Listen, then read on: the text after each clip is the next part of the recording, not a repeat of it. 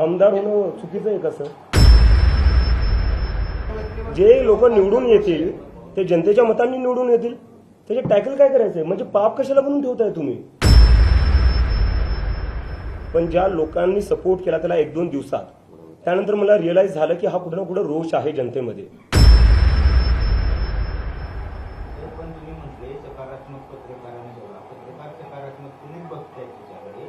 मात्र ज्या पद्धतीने अण्णा आंदोलनात जे राजकीय चेहरे होते तेच राजकीय चेहरे पुन्हा 10 वर्ष सत्तेत बसले, राजकीय पक्ष झाला, त्याची पुनरावृत्ती 14 वर्षांनी जर अभिजितच्या या सगळ्या आंदोलनातून तयार झाली तर तोही होऊ नये याच्यासाठी आमचा सकारात्मक दृष्टिकोन प्रश्न विचारण्यात आहे. त्याच्यावर तुमचं मत आहे? आपल्याला याबाबतची आपली दृष्टी बदलली पाहिजे. आपण हे लक्षात घेतलं पाहिजे की आंदोलनातून पक्ष तयार होणं पाप नाहीये.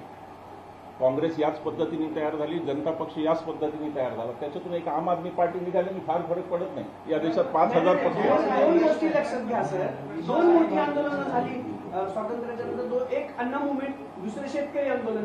त्या दोन्ही आंदोलनातून नेते तयार झाले. त्या दोन्ही आंदोलनातून जे नेते तयार झाले त्यांनी पुढे कसं राजकीय समीकरण बदललं. आता जो तुम्ही बोलताय तो सगळा भाजपचा रोष आहे. सत्तेत ते आहेत म्हणून तुम्ही त्यांच्या विरोधात बोलताय. माझा मागाचाही प्रश्न अभिजितजींना तोच होता की जर असं झालं तर तुम्ही टॅकल कसे करणार आहे त्या सगळ्या गोष्टी?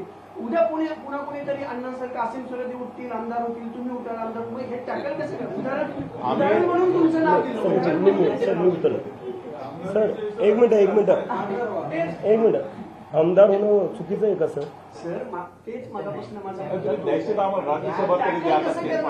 तुम्ही नेते आहात. नाही एक मिनिट चुकीचं आहे का? नाही चुकीचं म्हणत नाही. तुम्ही टॅकल कसं करणार? अहो सर नाही एक मिनिट, त्याचे टॅकल काय करू मी? त्याचे टॅकल काय करायचंय? एक जे लोक निवडून येतील ते जनतेच्या मतांनी निवडून येतील, त्याचे टॅकल काय करायचंय? म्हणजे पाप कशाला बनवून ठेवताय तुम्ही? डेमोक्रेसी काय? डेमोक्रेसीमध्ये जास्तीत जास्त लोकांनी यावं, नवीन लोकांनी यावं. How you are making it like a crime? आणि हाही फोटो घेऊन तुम्ही आंदोलनाला सुरुवात केली. मात्र सुजात आंबेडकरांचा प्रश्न मी पुन्हा एकदा विचारतो. त्यांचं सरळ म्हणणं आहे की अण्णा मुवमेंट आहे म्हणून. त्याला काय वाटतं?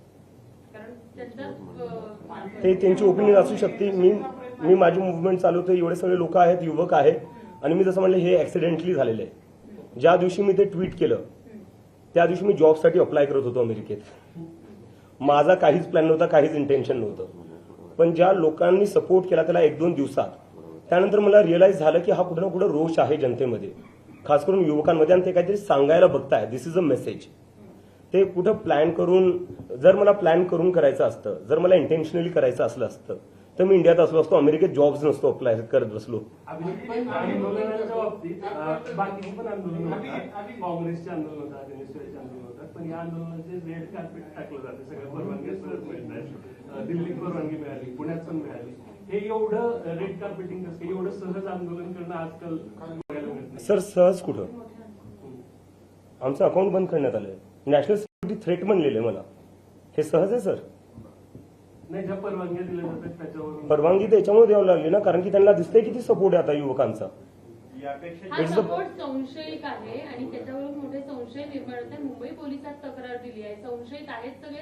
तुम्हाला काय वाटतं? कारण नाही, मी याच्यावर देतो. हे संशय कुठून निर्माण झाला? किरण रिजिजू जे आहेत आपले युनियन मिनिस्टर, त्यांनी एक ट्विट केलं